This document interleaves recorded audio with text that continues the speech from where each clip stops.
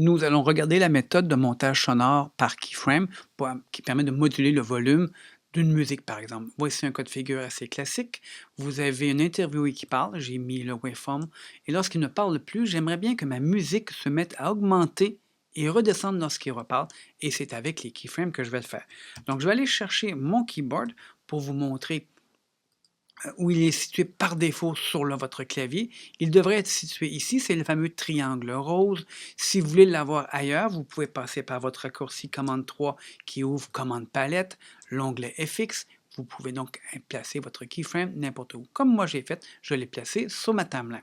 Donc, premièrement, déjà, je commence tout de suite par l'erreur du débutant. Ce n'est pas parce qu'on a un bouton keyframe que le keyframe va nécessairement se placer sur les pistes sonores. Il va donc falloir activer le mode keyframe.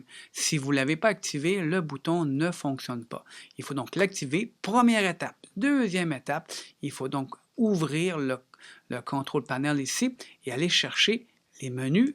Sélectionnez vos pistes 3 et 4 parce que c'est eux qui contiennent ma musique et aller chercher le petit menu ici, bouton de gauche.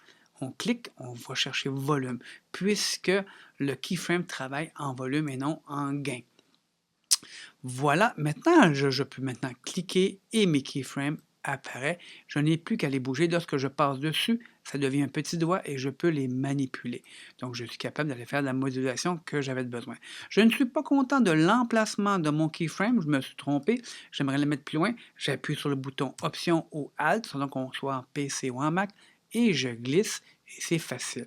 Je peux donc déplacer mes keyframes comme ça. J'aimerais monter de haut en bas, mais ne pas glisser de gauche à droite. C'est sur le bouton commande ou contrôle si on est en PC. Et si on appuie dessus, on n'a pas le choix. Le doigt ne peut pas aller à gauche ou à droite, il ne peut que monter ou descendre. Donc, de cette façon-là, vous pouvez manipuler vos keyframes. Vous ne les voulez plus? Assurez-vous qu'elle soit rose. Appuyez sur votre clavier sur Delete. Et voilà, le keyframe est disparu. C'est les keyframes qui sont roses qui disparaissent. Naturellement, les débutants vont juste pas faire attention sur les 3 choses que je vous ai montrées. Donc, ouvrir le Keyframe Mode, s'assurer qu'on a choisi comme il faut volume et non clip gain. Et naturellement, assurer d'ouvrir les pistes. Si vous ne les avez pas sélectionnées, ça ne fonctionnerait pas. Qu'est-ce que les pros peuvent faire de plus que vous? Les pros ont 2 petits trucs de plus. Premièrement, les pros aimeraient en prendre plusieurs keyframes à la fois.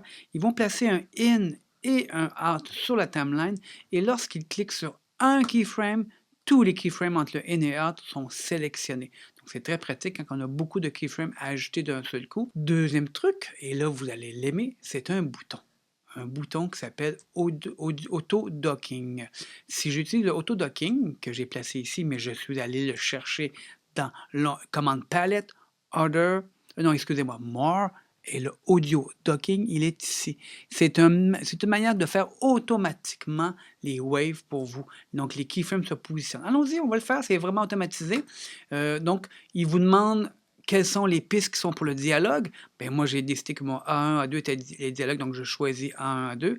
Il dit, mais où se trouve la musique? Bien, je dis, c'est sur A3, A4. Et bon, je ne touche pas aux Advanced menus, c'est un peu plus compliqué. J'appuie sur Doc, et voilà, il travaille. Il dit, je vais tout effacer et le calculer pour toi. Donc, il est en train de faire le audio docking pour moi. Donc, les professionnels, très souvent, commencent par ça, et ensuite, font des ajustements parce qu'on ne se fie jamais à l'automatisation. Puisque je vais recommencer, je vais vous montrer, l'automatisation se fait selon les paramètres Advanced ici.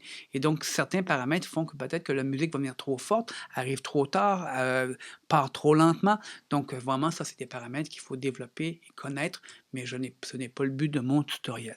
Donc, avec ça, vous avez donc une bonne habitude de travail avec les keyframes.